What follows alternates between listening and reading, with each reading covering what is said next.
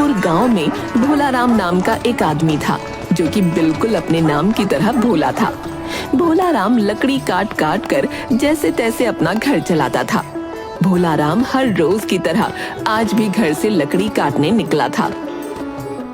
अच्छा लक्ष्मी, सुनो, मैं लकड़ियाँ काटने जा रहा हूँ। अच्छा ठीक है, ये चावल की खिचड़ी रखी है, अब बस घर में राशन के नाम पर यही बची है।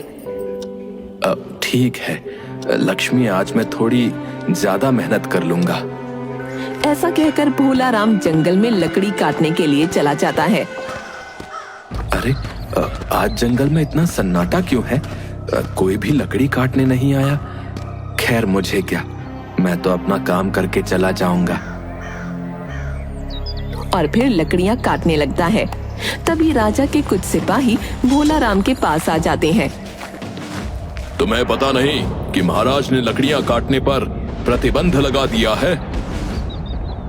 अरे नहीं नहीं भाई, मुझे तो पता ही नहीं था कि ऐसा भी कोई नियम लागू कर दिया है। वो सब हमें नहीं पता, लेकिन तुम्हें अब महाराज के पास चलना होगा। दोनों सिपाही भोलाराम को राजा के पास ले जाते हैं। गुस्ताख, तुम्हें नहीं पता कि हमने लकड़ियां काटने पर प्रतिबंध लगा दिया है। जिसने भी लकड़ियां काटी उसे कड़ी से कड़ी सजा दी जाएगी। तुम्हें पता नहीं कि आजकल पेड़ कितने कम हो रहे हैं? पर महाराज, मुझे तो पता ही नहीं था कि लकड़ियां काटने पर प्रतिबंध लगा दिया गया है। और मुझे तो लकड़ियां काटने के अलावा कोई काम ही नहीं आता है। तो आप ही बताइए, मैं इसके अलावा क्या करूंगा?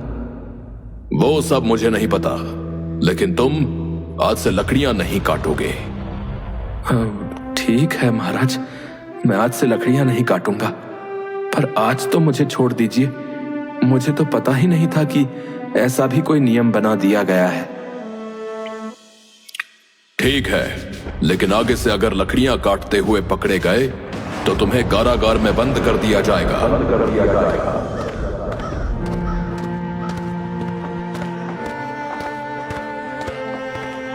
क्या हुआ? आप इतने परेशान क्यों हैं? लगता है ज्यादा कमाई नहीं हुई। अरे लक्ष्मी, कमाई तो ठीक है, लेकिन महाराज ने लकड़ी काटने पर ही प्रतिबंध लगा दिया है। और मुझे तो लकड़ी काटने के अलावा कोई काम ही नहीं आता। अब मैं घर कैसे चलाऊंगा? अरे घर तो ठीक है, पर आज रात के लिए ही खाना नहीं है। अब हम क्या करेंगे? अरे आप परेशान मत होइए, एक काम कीजिए, मेरे सोने के कंगन हैं, इन्हें बेच आइए। कम से कम हमारे थोड़े दिन का गुजारा तो हो ही जाएगा। पर लक्ष्मी, ये कंगन तो तुम्हें माँ ने दिए थे ना, और ये कंगन तुम्हें बहुत पसंद भी तो है। मैं इन्हें कैसे बेच सकता हूँ? हम औरतें सोना चांदी खुद को सजाने के लिए नहीं, बल्कि जब कठिन परिस्थिति हो उसके लिए लेते हैं। आप बेफिक्र होकर ये कंगन जाकर बेच आइए। और हाँ, ध्यान से जाना, रास्ते में संभल कर जाना, कोई चोर उचक्का ना मिल जाए। भोलाराम वो कंगन लेकर जाता है। रास्ते में, अरे भोलाराम, कहाँ जा रहे हो? अरे भाई साहब, अब क्या बताऊं, महाराज ने पेड़ काटने पर प्रतिबंध लगा दिया है। और उसके अलावा तो मुझे कोई और काम आता नहीं है। और घर में राशन के नाम पर थोड़ी सी खिचड़ी थी, वो भी लक्ष्मी ने आज बनाकर मुझे खिला दी। अब घर तो जैसे तैसे चलाना पड़ेगा ना, तो इसलिए बस उसके कंगन बेचकर जो भी पैसे मिलेंगे उसका राशन ले आऊंगा। इस भोलाराम को तो बाटली में उतारना ही पड़ेगा। अरे भोलाराम, तुम मुझे एक बात बताओ, ये कंगन बेचकर तुम्हें कितने पैसे मिल जाएंगे और कितने दिन चलेंगे? पैसे खत्म हो जाएंगे, पर उसके बाद तुम क्या करोगे? वैसे सच कहूं तो कंगन बेचने का मेरा बिल्कुल भी मन नहीं है, लेकिन क्या करूं, मुझे लकड़ी काटने के अलावा कोई काम भी तो नहीं आता। तो मेरे साथ काम कर लो। लेकिन मुझे करना क्या होगा? तुम्हें मेरे साथ चोरी करनी होगी। ना बाबा ना, चोरी और मैं, मुझसे ना होगा। और वैसे भी चोरी करना गलत बात होती है। अरे तो मैं तुझे चोरी करने के लिए नहीं बोल रहा हूँ रे, मैं तो तुझे बस मेरी मदद करने के लिए बोल रहा हूँ। जैसे ही मैं चोरी करने जाऊंगा तो तुझे बस लोगों का ध्यान भटकाना होगा और नजर रखनी होगी, बस। इसमें तूने कहाँ कुछ गलत किया, बता। बात तो तुम सही कह रहे हो। भोलाराम कालू की बात सुनकर उसके साथ चोरी करने के लिए एक भीड़-भाड़ वाली जगह पर चला जाता है। देख भाई, उस औरत ने कितना सारा सोना पहना हुआ है, तुम्हें जाकर बस उसे बातों में उलझाना है, उसके बाद मैं सब निपट लूंगा। अरे ललिता, तुम यहाँ? अरे भाई, कौन ललिता? अरे तुम और कौन? जब आखिरी बार देखा था तो कितनी दुबली पतली थी, और अब कितनी मोटी हो गई है तू। और गोलू, वो कैसा है? उसे अपने साथ नहीं ले आई? और जमाई बाबू कहाँ है? अरे भाई, तुम हो कौन और कौन ललिता? मेरा नाम रीना है, रीना। अरे अरे बहन जी, मुझे माफ कर देना। वो क्या है ना, आप मेरी मौसी के चाचा के लड़के की लड़की जैसी लगी, इसलिए बस थोड़ी सी गलतफहमी हो गई। तब तक कालू उस औरत के गले से चेन खींच कर ले जाता है। अरे चोर चोर चोर, कोई मेरे गले की चेन खींच कर ले गया, चोर चोर। जब तक सभी का ध्यान उस पर जाता तब तक कालू वहाँ से भाग चुका था, और इधर भोलाराम भी नजर बचाकर चला जाता है। देख भोलाराम, अब इस चेन को बेचकर जो पैसे मिले उसे हम आधा आधा बांट लेंगे। भोलाराम और कालू दोनों चेन बेचकर जो पैसे कमाते हैं उसे आधा आधा बांट लेते हैं। इतने पैसे तुझे कंगन बेचने पर भी नहीं मिलते। भोलाराम पैसे लेकर अपने घर जाता है। लक्ष्मी, ये लो पैसे और ये तुम्हारा कंगन। अरे, ये इतने सारे पैसे कहाँ से आए? कंगन तो आपने बेचे ही नहीं। हाँ हाँ, वो क्या है ना, ये पैसे सेठ जी से उधार लेकर आया हूँ। तुम्हारे घर में जो जो सामान चाहिए तुम ले आओ। अच्छा ठीक है। और वहाँ से चली जाती है। आज मैंने पहली बार लक्ष्मी से झूठ बोला है, पर अच्छे काम के लिए झूठ बोलना तो बुरी बात नहीं होती है ना। अगले दिन। अरे भोलाराम, सुनो, आज मैं गांव के सबसे बड़े सेठ के यहाँ चोरी करने के लिए जा रहा हूँ। आज रात को तैयार रहना। ठीक है भाई। शाम को। क्या हुआ? आप ऐसे क्यों टहल रहे हो? वो लक्ष्मी, वो मुझे अभी जाना होगा। वो क्या है ना कि मैं कल सेठ से उधार लेकर आया था, तो उन्होंने मुझे आज शाम को किसी काम के लिए बुलाया था, तो मुझे जाना होगा। और नजर चुराकर वहाँ से चला जाता है। मुझे इनका बर्ताव कुछ अजीब लग रहा है, कहीं काम नहीं मिल रहा है ना, इसलिए परेशान होंगे। खैर, मैं भी कुछ ज्यादा ही सोचती रहती हूँ। भोलाराम कालू के पास जाता है। अरे भोलाराम, आ गए तुम? अब चलो जल्दी से, आसपास तो सभी लोग सो गए हैं। अब मैं अंदर जाकर इस घर से सारा सामान लेकर आऊंगा, और तुम बाहर देखना कोई जाग ना रहा हो। ठीक है, मैं बाहर से नजर रखूंगा।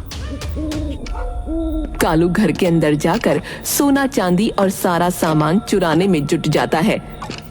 इधर भोलाराम बाहर नजर रखे हुए था। अरे मैं इतनी रात को पहली बार बाहर निकला हूँ। इतनी काली रात में तो मुझे डर लग रहा है। भोलाराम बहुत देर तक आसपास ध्यान रखता है। फिर भोलाराम को नींद आ जाती है और वो खर्राटे लेने लगता है। तभी एक आदमी जिसने काली शॉल ओढ़ रखी थी भोलाराम के कंधे पर हाथ रखता है। भोलाराम की नींद अचानक से खुल जाती है। भूत भूत, बचाओ बचाओ, भूत भूत। अरे भोलाराम को क्या हो गया जो इतना चिल्ला रहा है? ओ भाई, ओ इतना बड़ा आदमी तुझे भूत दिख रहा है? अरे पर इतनी रात को तो सिर्फ भूत ही बाहर निकलते हैं। तो तुम यहाँ क्या कर रहे हो? अरे वो क्या है ना, आज मेरी बीवी से मेरा झगड़ा हो गया है, तो बस उसी से गुस्सा होकर मैं बाहर टहलने निकल आया। बाहर तुम्हें देखा तो मैं यहाँ पर आ गया, पर तुम यहाँ क्या कर रहे हो? वो मैं यहाँ नजर रख रहा था। क्या नजर? पर किस पर? तभी कालू भोला राम को बात करते हुए देख लेता है। हे भगवान, ये भोला राम कहीं कुछ गड़बड़ ना कर दे। अरे वो क्या है ना भाई, ये एक बड़े सेठ के यहाँ चौकीदार था। सेठ ने इसे किसी कारण से काम से निकाल दिया, और काम से निकल जाने के बाद इसकी दिमागी हालत थोड़ी खराब हो गई, तो ये जगह जगह जाकर ऐसे ही चौकीदारी करता रहता है। अरे भोलू, अब चलो यहाँ से भाई। थोड़ी दूर जाकर, भोला राम, आज तुम्हारी वजह से मैं चोरी नहीं कर पाया।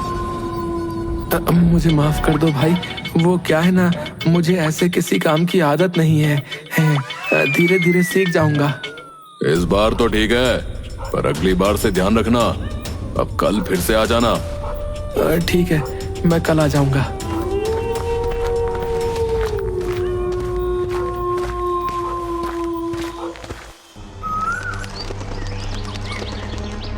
अगले दिन भोला राम फिर से कालू की बताई हुई जगह पर आ जाता है।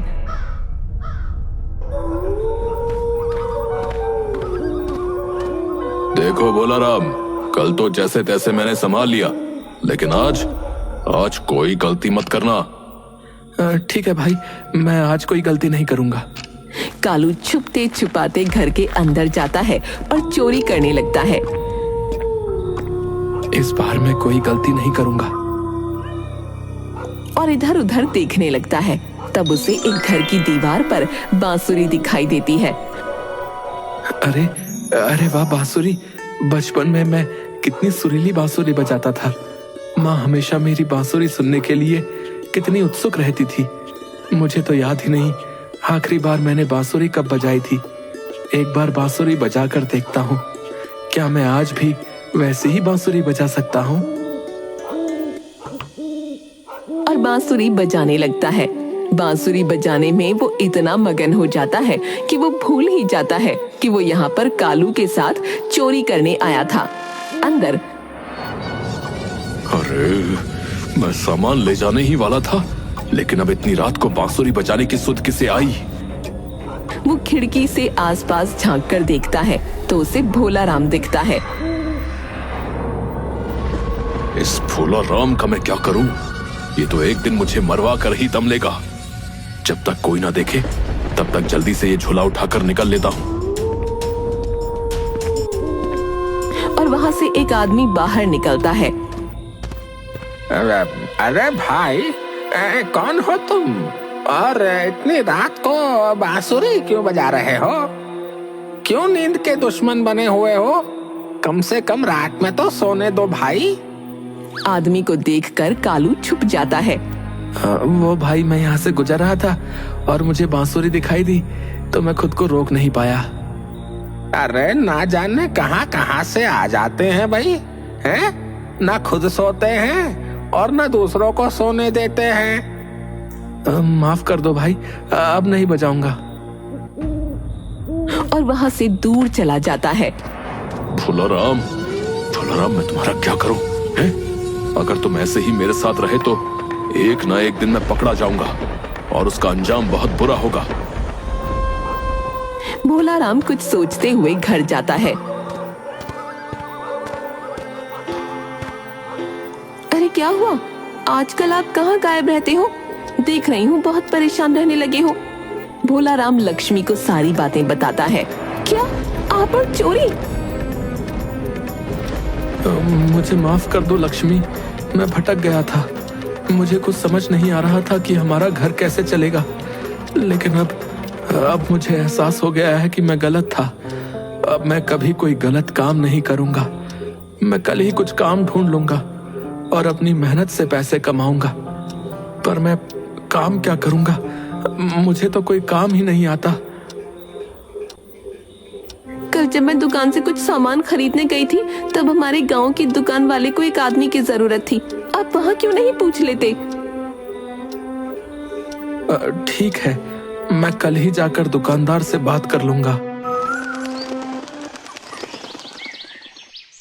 अगली सुबह भोला राम दुकानदार के यहाँ पहुँचता है।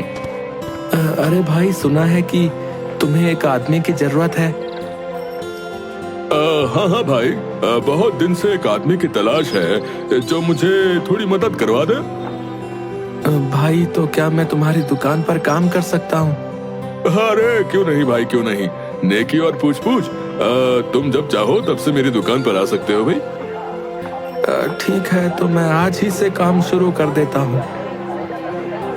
भोला राम उस दुकान पर काम करने लगता है और अपना घर पूरी मेहनत और ईमानदारी से चलाता है। पर इधर कालू चोरी करना नहीं छोड़ता। धीरे धीरे करके वो बहुत बड़ा चोर बन जाता है और अब तो वो लोगों को लूटने भी लगा था।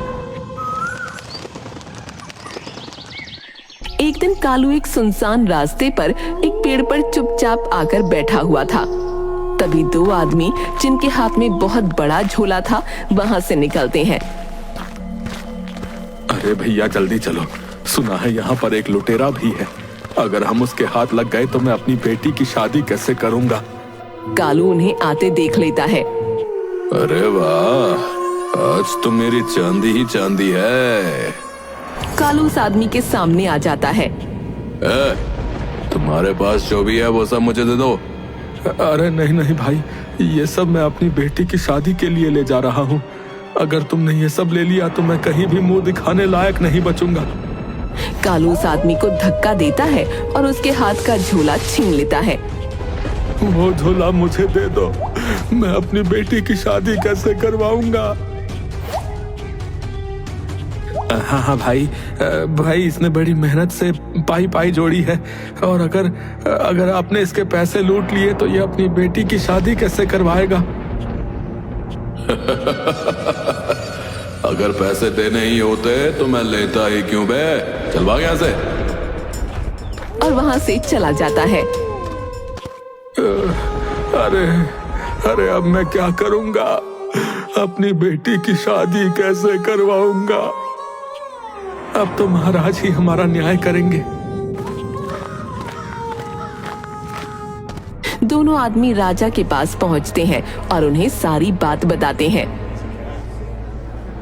क्या लुटेरा और हमारे राज्य में? सिपाहियों पता लगाओ कि वो लुटेरा आखिर है कौन। जो भी उस लुटेरे के बारे में हमें कुछ भी खबर देगा उसे हम इनाम देंगे। धीरे धीरे ये बात पूरे राज्य में फैल जाती है। एक दिन भोला राम दुकान में काम कर रहा था और उसकी दुकान के सामने दो आदमी बातें कर रहे थे। अरे तुमने सुना भाई? अरे हमारे गांव में एक बहुत बड़ा लुटेरा भाई, जो आते जाते लोगों का सारा सामान लूट लेता भाई। हाँ भाई, सुना है कि वो पहले चोर था। हाँ, और महाराज ने तो उसकी तस्वीर भी बनवा कर जगह जगह लगवा दी है भाई।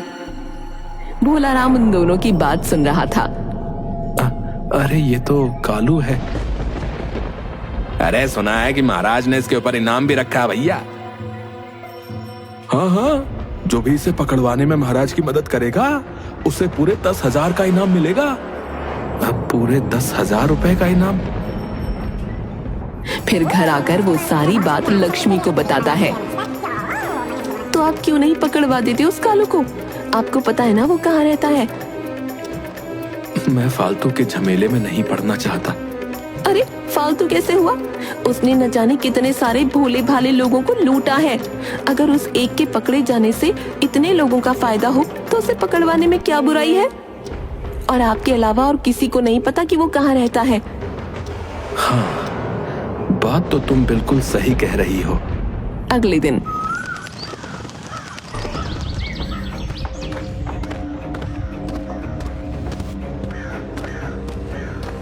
महाराज, मैं उस कालू लुटेरे को जानता हूँ। पर कैसे? भोला राम राजा को सारी बात बताता है।